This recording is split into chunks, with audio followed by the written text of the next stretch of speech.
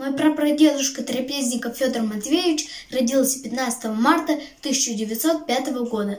Вырос, женился, работал в колхозе, жил в семье в деревне Нёльсино Деминского сельского совета Пермской области.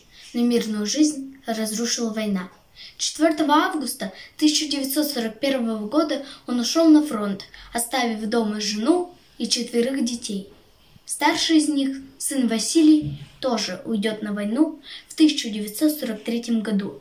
17-летним парнем дойдет до Берлина и пропадет без вести. Прапрадед также прошел почти всю войну. Более 3 лет он сражался с фашистами, испытывая все тяготы войны.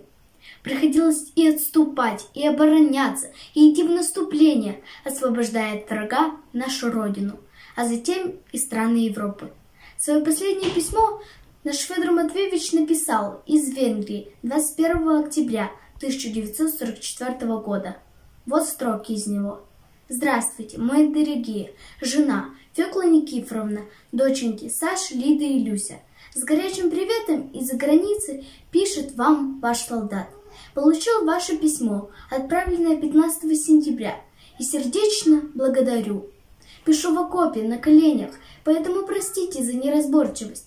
Над головой свистят пули, рвутся снаряды, фашист сопротивляется, но мы бьем и гоним его беспощадно». Это письмо — солдатский треугольник. Желтый, потертый, почти рассыпающийся, хранится в нашей семье, как драгоценная реликвия. Хранится и похоронка. Мой прапрадед Трапезников Федор Матвеевич погиб смертью храбрых 26 ноября 1944 года около хутора Вызвер, Венгрии. Там он и похоронен в братской могиле.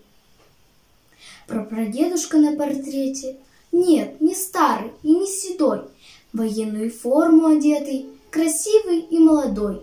Испытал он труды и муки, бил врага, не жалея сил, ради счастья детей и внуков. С честью голову он сложил. Много лет уже пролетело, я герою в глаза смотрю, и сказать бы ему хотела, что горжусь и благодарю.